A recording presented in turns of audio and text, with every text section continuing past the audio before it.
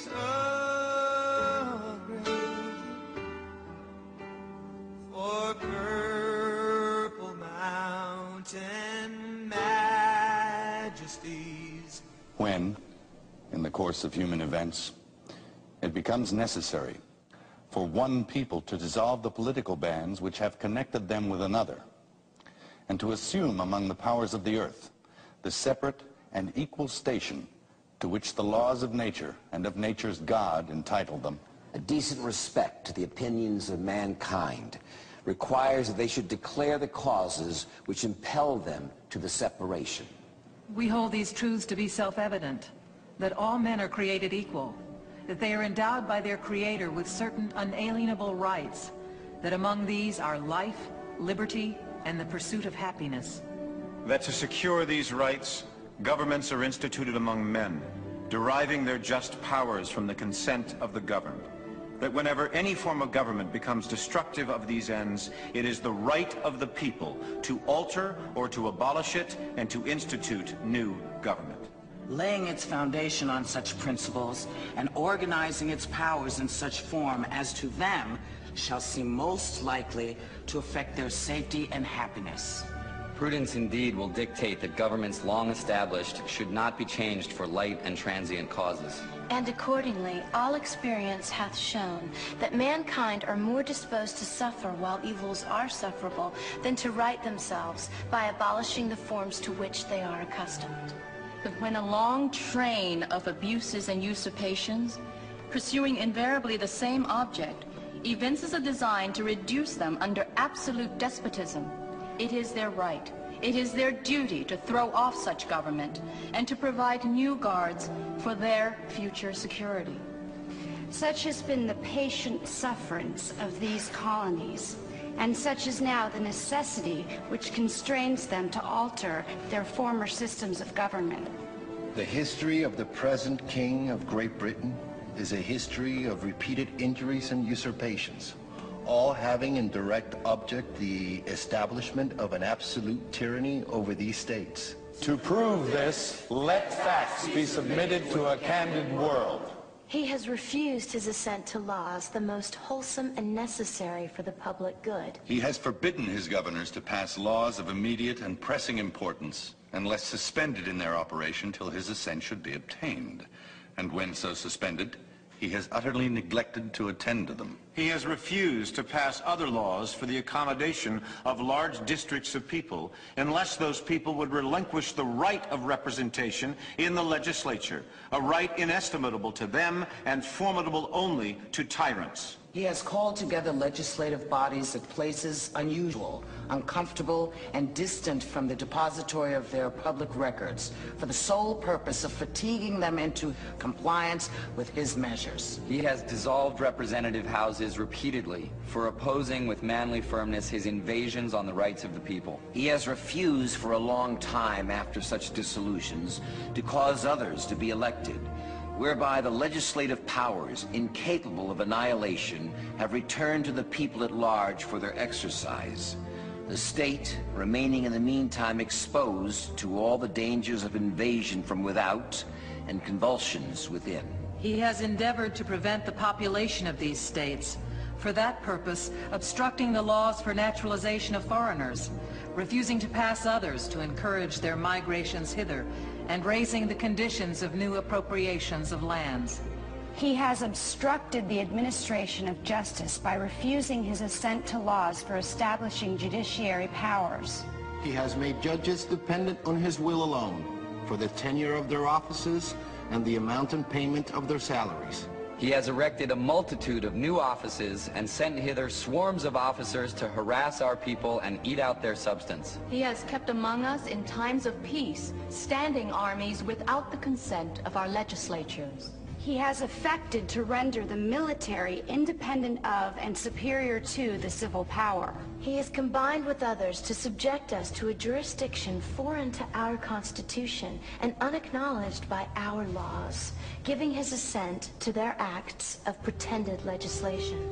For quartering large bodies of armed troops among us. For protecting them by a mock trial from punishment for any murders which they should commit on the inhabitants of these states. For cutting off our trade with all parts of the world. For imposing taxes on us without our consent. For depriving us in many cases of the benefits of trial by jury.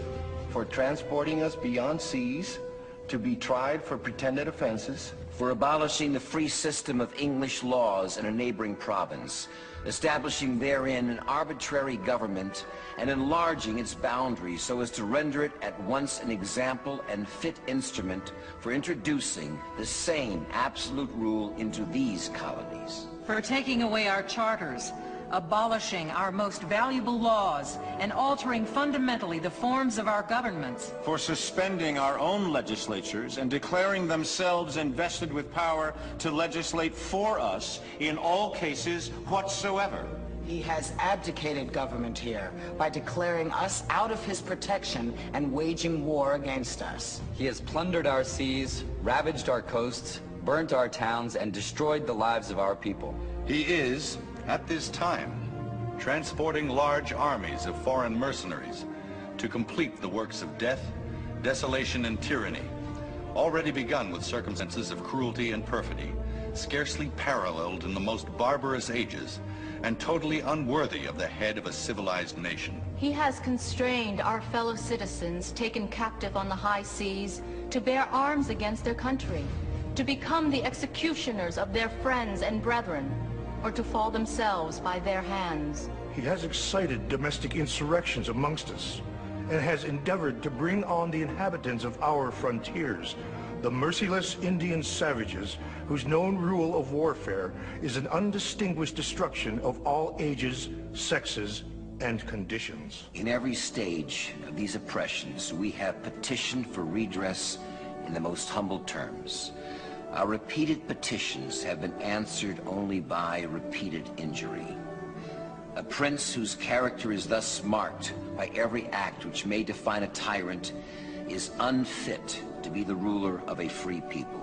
Nor have we been wanting in attentions to our British brethren. We have warned them from time to time of attempts by their legislature to extend an unwarrantable jurisdiction over us. We have reminded them of the circumstances of our immigration and settlement here. We have appealed to their native justice and magnanimity. And we have conjured them by the ties of our common kindred to disavow these usurpations which would inevitably interrupt our connections and correspondence. They, too, have been deaf to the voice of justice and of consanguinity.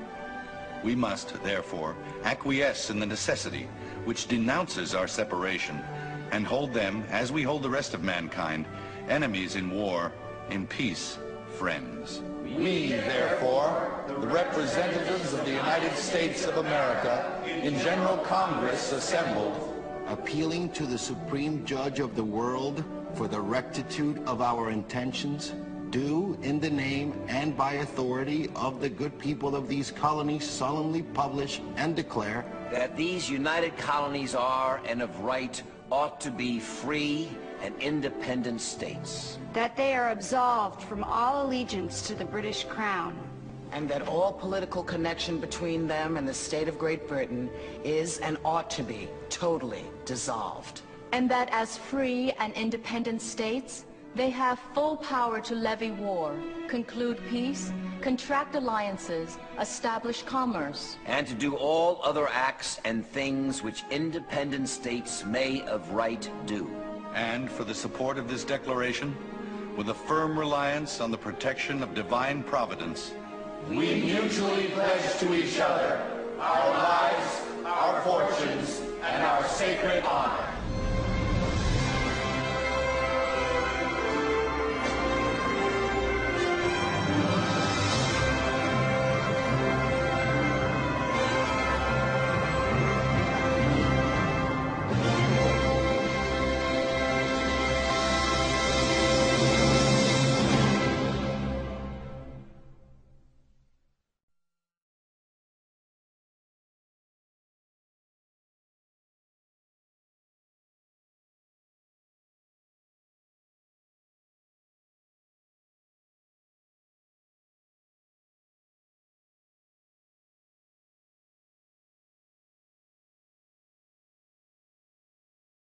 Thank